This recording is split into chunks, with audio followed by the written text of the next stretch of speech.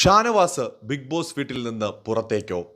ഞാനിത് പറയുന്നത് ഒരല്പം ആകാംക്ഷ കൊണ്ടോ അല്ലെങ്കിൽ ഓവർ തിങ്ക് ചെയ്തിട്ടോ ആണെന്ന് വേണമെങ്കിൽ കരുതാം. പക്ഷേ ഇത് ബിഗ് ബോസ് ആണ്. ബിഗ് ബോസിനകത്ത് എല്ലാ സാധ്യതകളും നമുക്ക് സംസാരിക്കേണ്ടതായിട്ട് വരും. ഇന്ന് അനീഷും ഷാനവാസും തമ്മിൽ നടന്ന സംഭാഷണം നിങ്ങളിൽ പലരും കണ്ടു കാണും. അവിടെ 1% പോലും ഷാനവാസിന് പറഞ്ഞ കാര്യങ്ങളെക്കുറിച്ച് റിഗ്രറ്റ് ഇല്ല. 1% പോലും സംശയമില്ല. 200% താൻ പറഞ്ഞതിൽ ഉറച്ചു നിൽക്കുന്നു എന്ന് ഒരു പുഞ്ചിരിയോടെ ഷാനവാസ് പറയുമ്പോൾ ഷാനവാസിന്റെ കോൺഫിഡൻസ് ലെവൽ നമുക്ക് അവിടെ കാണാൻ പറ്റും. നെവിനെ കുറിച്ച് ഷാനവാസ് പറഞ്ഞ കാര്യങ്ങളിൽ ഉറച്ചു നിൽക്കുകയാണ്. ഒന്നാമത്തെ കാര്യം. രണ്ടാമത്തെ കാര്യം, ഷാനവാസ് പറയുന്നുണ്ട് പറയാനുള്ള കാര്യങ്ങൾ ആരുടെ മുമ്പിലാണെങ്കിലും താൻ പറഞ്ഞിട്ടേ പോവുള്ളൂ. ലാലേട്ടനോടാണെങ്കിലും താൻ സത്യമാണ് പറയുന്നതെന്ന് ഉത്തമ ബോധ്യമുള്ളത് കൊണ്ട് താൻ പറയാനുള്ള ആ കാര്യങ്ങളെല്ലാം പറയുക തന്നെ ചെയ്യുമെന്ന് ഷാനവാസ് പറയുന്നുണ്ട്. ആ ഷാനവാസിനെ വീക്കെൻഡ് എപ്പിസോഡിൽ ബിഗ് ബോസ് ഏത് രീതിയിലാണ് കൈകാര്യം ചെയ്യുന്നു എന്നത് ആശ്രയിച്ചിരിക്കും ഈ വീട്ടിൽ ഇനി അദ്ദേഹം തുടരുമോ ഇല്ലയോ എന്നുള്ള കാര്യം.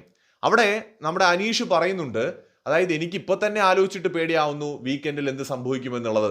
അതായത് ഇപ്പൊ വീക്കെൻഡിൽ വന്നിട്ട് ഷാനവാസ് പറഞ്ഞ കാര്യങ്ങളൊന്നും ശരിയല്ല എന്ന് സ്ഥാപിക്കാൻ ലാലേട്ടൻ ശ്രമിക്കുകയാണെന്ന് കരുതുക. ലാലേട്ടൻ എന്ന് പറയുമ്പോൾ ഇത് ലാലേട്ടൻ അല്ല ചെയ്യുന്നത്, ബിഗ് ബോസ് ആണ്. സോ വീക്കെൻഡ് എപ്പിസോഡിൽ ലാലേട്ടനിലൂടെ ബിഗ് ബോസ് ശ്രമിക്കുന്നത് ഷാനവാസ് പറഞ്ഞത് കള്ളമാണ് എന്ന് സ്ഥാപിക്കാനാണെങ്കിൽ ഇത്രയും ആത്മവിശ്വാസം പ്രകടിപ്പിക്കുന്ന ഷാനവാസ് പിന്നെ ഒരു നിമിഷം പോലും ബിഗ് ബോസ് വീട്ടിൽ ചിലപ്പോൾ തുടരണമെന്നില്ല. കാരണം ഷാനവാസ് അനുമോളെ പോലെയോ അല്ലെങ്കിൽ ലക്ഷ്മിയെ പോലെയോ അല്ല.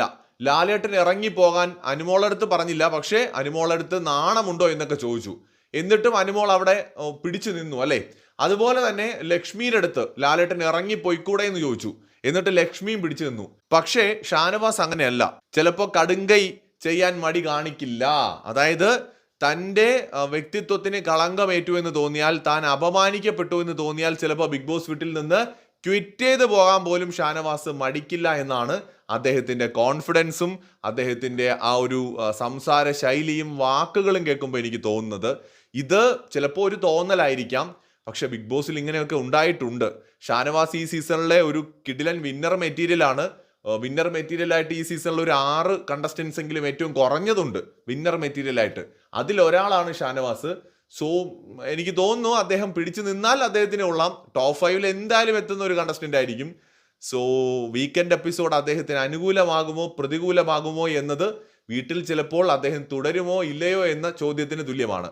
മറ്റൊരു വീഡിയോയുമായി വീണ്ടും വരാം.